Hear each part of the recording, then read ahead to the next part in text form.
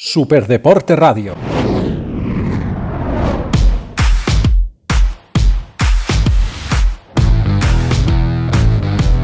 ¿Qué tal? Bienvenidos a Superdeporte Radio, bienvenidos al podcast de Super.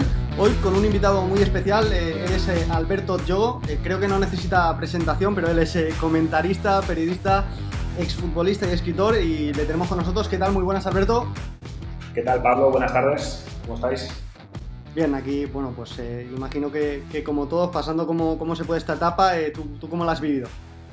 Bueno, a nivel profesional está siendo una ruina, básicamente, porque como mucha gente de mi perfil, yo trabajo como, digamos, en régimen de freelance, porque eso me da mucha libertad para elegir los proyectos que quiero hacer, no me ata a hacer cosas que no me gustan, pero es verdad que en momentos como estos es una faena, ¿no? Porque cuando no hay actualidad, no hay programas, no hay partidos, no necesitas de mis servicios, por lo tanto, digamos que económicamente son 2 meses de ruina. Afortunadamente, pues no estoy en situación crítica y sí que es verdad que lo he aprovechado para otras cosas, como por ejemplo para tener una baja de paternidad con mi hija que tiene 6 meses, que nunca tuve porque tenía que trabajar, evidentemente, y lo estoy tomando como eso, ¿no? Como una etapa familiar y también de crecimiento personal, haciendo proyectos que pronto saldrán a la luz y que quizá con el tiempo pensaré que en lugar de ser tan ruina, quizá ha sido una oportunidad para hacer cosas nuevas. Una etapa de aprendizaje, como comentas, Alberto, y hablas de esa baja por paternidad. Se dice que escribir un libro de alguna manera es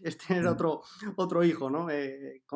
Quiero que nos comentes cómo es ese libro que sacaste, Indomable. Yo me lo he leído, es una pasada, y quiero que se lo presentes a nuestro público.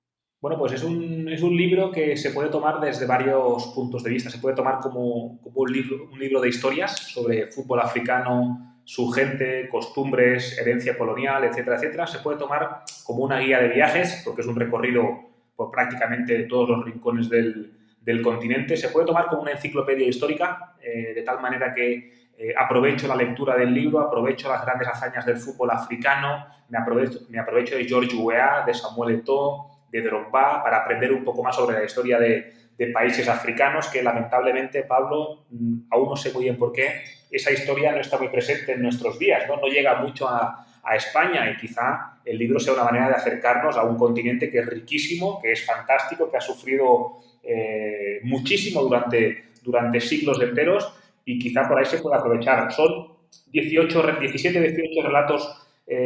4 de ellos son míos propios, como internacional con la selección nacional de Guinea Ecuatorial, porque mi padre es de ahí y yo tengo doble nacionalidad y he jugado con la selección de los truenos, del Jalang Nacional, como se suele llamar, y otras historias que son relacionadas con África, su fútbol y con figuras muy importantes, también a nivel político, a nivel social, que intervienen directamente en el desarrollo del continente. Por lo tanto, es fútbol, pero también hay política, demografía, guerras o conflictos bélicos, disputas tribales, herencia colonial, esclavitud. Es decir, hay mucha tela que cortar y creo que ha quedado una obra bastante chula, la verdad.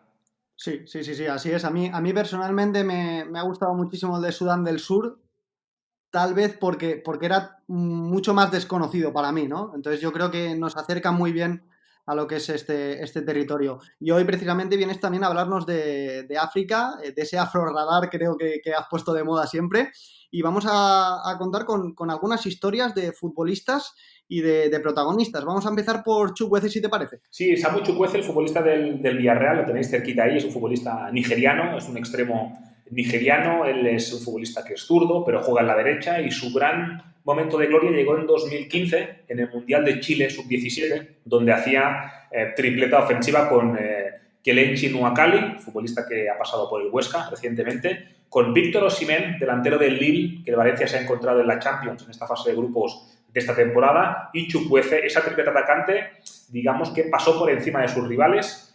Osimhen fue el máximo artillero del torneo y Chukwueze se salió, ¿no? Hizo un partido, especialmente contra Chile, espectacular, una eliminatoria, y ahí el Arsenal echó las zarpas, ¿no?, encima de Nuakali y del propio Chukwueze, pero por problemas, por trámites burocráticos, no pudo firmar en el club londinense.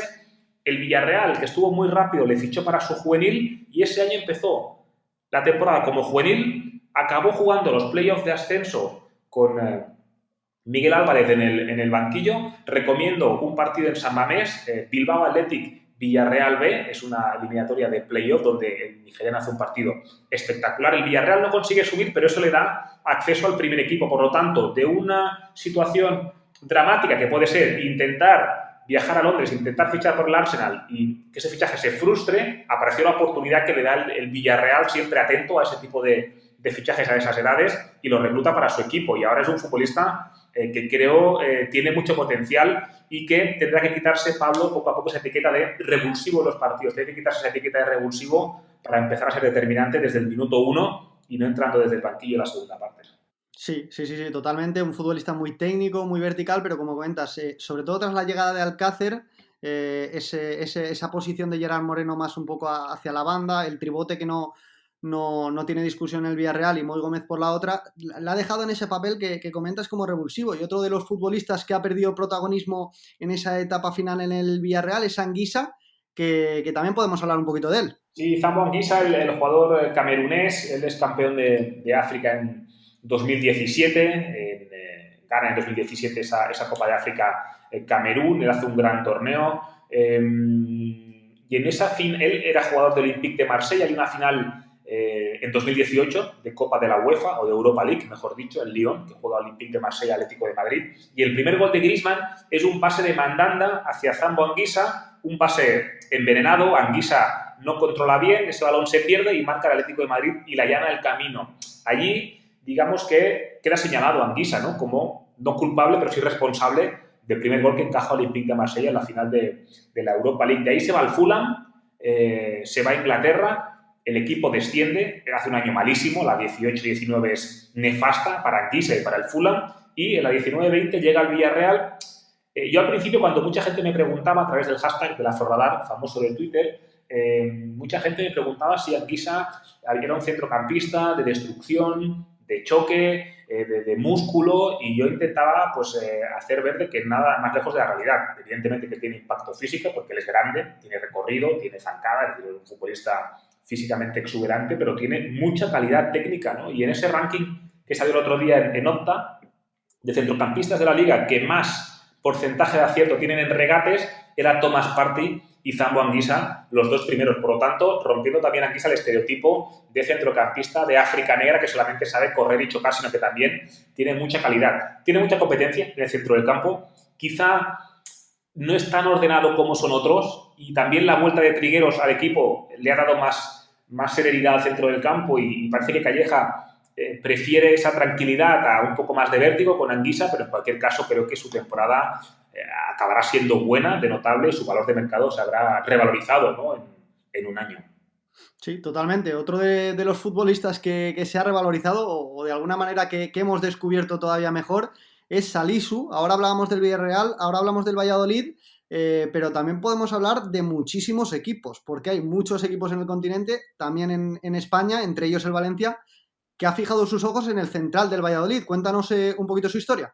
Sí, Salisu es un central ganés, debe tener ahora 20 años, no creo que tenga más, debe ser del 2000, si no me equivoco, 99 o 2000, y le ficha al Valladolid, le ficha directamente de una academia ganesa, ¿no?, Africa Talent Academy, y el Valladolid le va siguiendo, va detrás de él, le ficha. Tengo que decir que yo, que tengo contacto con Diego Rivera, que es un exfutbolista del Valencia, precisamente, y es segundo entrenador de Sergio González, hace un año y medio, 2 años, me dijo: tenemos un central en la cantera que es buenísimo, es decir, que es un cañón, que es un poco desordenado, que le faltan ciertos conceptos tácticos, pero que el tipo tiene muy buen instinto defensivo, tiene buena capacidad de salto, defiende bien el área, y lo cierto es que poco a poco lo han ido puliendo. Se marchó Calero en verano, Salisu ya dio el salto definitivo al primer equipo, y desde la jornada 1, que fue en el Villamarín, ya hizo un partidazo, ¿no? Ha hecho partidos muy buenos en el Bernabéu, en ese empate, por ejemplo, y ha llamado la atención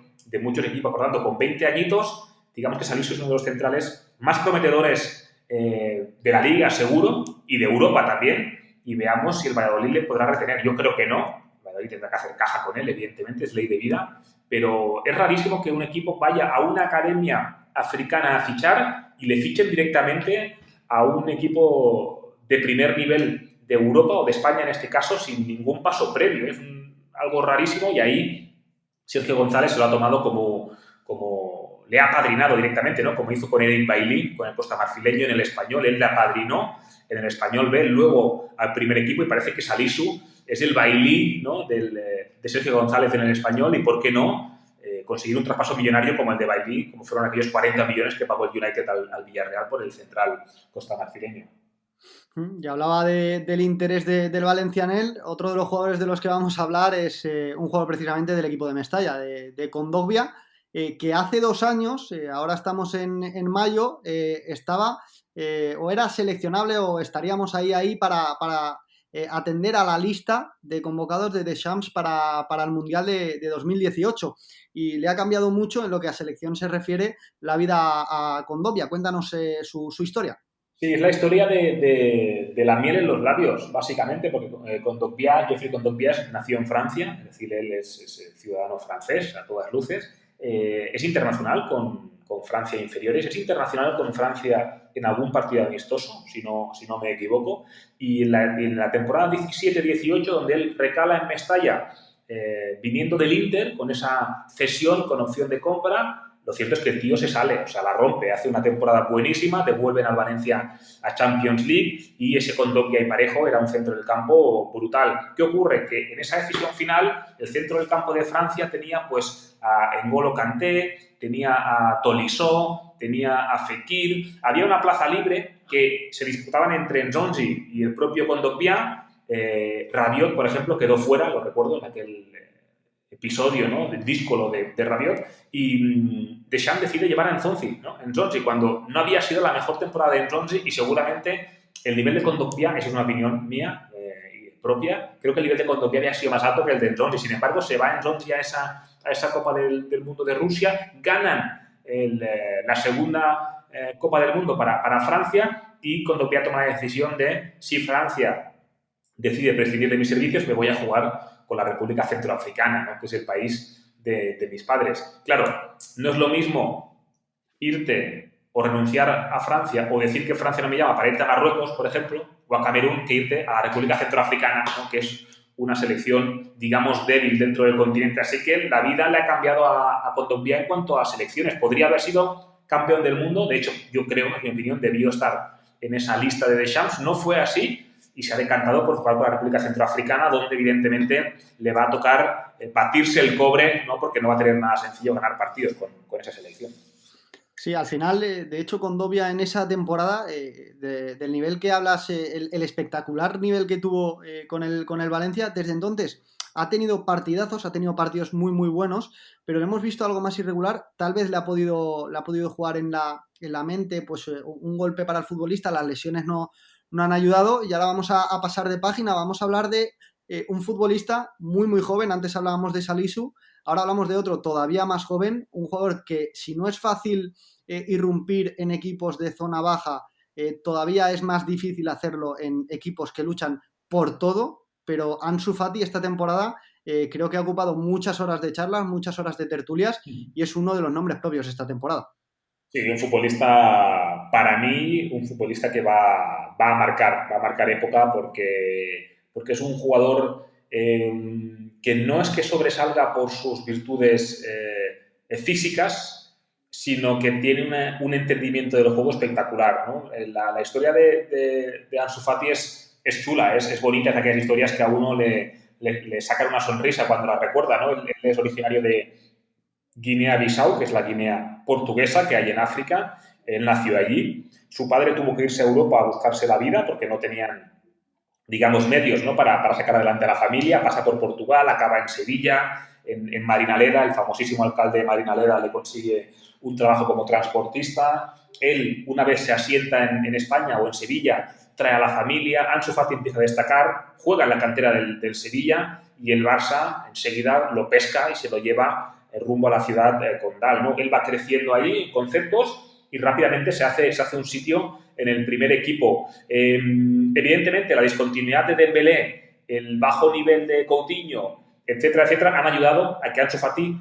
pase por encima de gente como Abel Ruiz o como Collado o como jugadores que llevan mucha más trayectoria en el filial. Y sí que es cierto que aquí se abre un dilema, Pablo, ético interesante, que es: alguien extracomunitario, para conseguir el pasaporte español, necesita creo que son 10 años, ¿de acuerdo?, de trabajo continuado en el país. Sin embargo, a Ansu Fati se le hizo un pasaporte en un Consejo de Ministros Express en solamente una hora, ¿no? ¿Para qué? Para que Ansu Fati pudiera jugar con la selección española y no jugara ni con Guinea-Bissau, lógicamente, ni con Portugal, que es, digamos, el salto natural por haber sido Guinea-Bissau una excolonia lusa. Por lo tanto, España se ha asegurado de que Ansu Fati va a jugar con España. De momento, internacional sub-21, evidentemente, a la mínima que se pueda, le van a hacer jugar con la absoluta. Por lo tanto, Ansu Fati, un jugador que promete mucho. Vamos a ver qué tal, si le va a dar tiempo o si el Barça le va a permitir desarrollarse, ¿no? Es esa gran pregunta de si es mejor estar en un grandísimo equipo y entrar poco a poco o tener tiempo para jugar más rato y de más continuado. Pero bueno, creo que es joven, tiene tiempo y los conceptos los tiene uno contra uno y son aquellos jugadores que tienen estrella, es decir, llega contra el Osasuna, gol de cabeza solamente entrar. Contra el Valencia, si no me corriges, gol y asistencia en solamente 5 o 6 minutos el día del debut de Celades o uno de los primeros partidos de Celades. Por lo tanto, un jugador que además de ser muy bueno, tiene un aura especial que a mí me hace pensar que puede ser un jugador muy dominante en el próximo tiempo. Totalmente, porque en ese partido que comentas contra el Valencia, en el debut de Celades, como bien has comentado, sí que le habíamos visto a Ansu Fati en categorías inferiores, pero no es lo mismo que llegar al primer nivel y elegir también, porque ya no solo el técnicamente ser bueno, es elegir o llegar a línea de fondo, elegir bien, levantar la cabeza. Como comentas, es un futbolista muy inteligente, entiende el juego bien, maneja las dos piernas, disparo lejano, sacrificado en la presión alta. Va a dar que hablar, y el debate que has comentado sobre si es mejor quedarse y entrar poco a poco o salir cedido o buscar minutos en un rol de titular indiscutible es interesante porque el Barcelona ya se está hablando, ¿no?, de que pueden llegar futbolistas de primer nivel precisamente para esa posición y eso le puede perjudicar.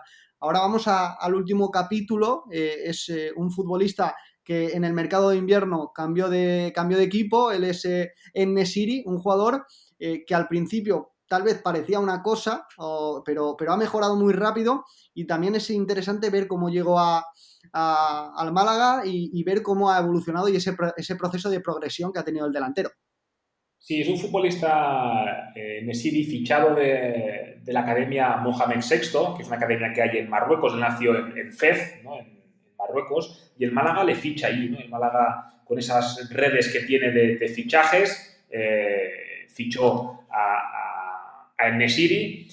Se trajo algún futbolista más de la Academia de Marruecos, que está jugando ahora también en el primer equipo del Málaga, pero que todavía no está al nivel esperado. Y sí que es cierto que En-Nesyri, cuando aparece en el Málaga, digamos que no estaba en buen momento. Es el año del descenso. Él marca algunos goles. Recuerdo un gol en Ipurúa espectacular, con zancada al espacio y remate de zurda, ¿no?, que es su pierna predilecta. Y sí que es verdad que parece como que genera mucho, va muy bien de cabeza, corre al espacio, choca con centrales, es muy poderoso, pero no tiene la capacidad de definir o de golear como se espera de un futbolista de primera división. Y sí que es verdad que el año pasado el Leganés sí que lo consiguió en esa pareja con Braithwaite ser muy decisivo, y el Sevilla ha hecho una apuesta fuerte. 20 millones de euros no es poca cosa para un futbolista que parecía que le estaba costando definir y que ahora precisamente está mejorando y está siendo decisivo en esa definición de cara a portería. Ha marcado ya varios goles este año y veamos si esa progresión sigue ese ritmo, porque lo cierto es que el futbolista marroquí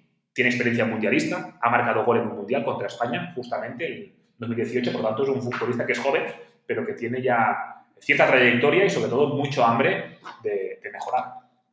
Un futbolista con una proyección inmensa. Y aquí cerramos pues ese capítulo de futbolistas. Hemos hablado de 5 equipos, pero de 6 jugadores, todos ellos con ese, como bien has dicho, con ese afro radar. Y bueno, Alberto, yo creo que hemos pegado un repaso a 5 o 6 historias muy, muy interesantes. Las hay muchas más en el fútbol africano y en el fútbol en global, pero espero que hayas disfrutado, y seguro que has hecho disfrutar a nuestros oyentes. Gracias por la invitación, ya sabéis dónde estoy para cualquier cosa. Un abrazo a todos. Un abrazo enorme.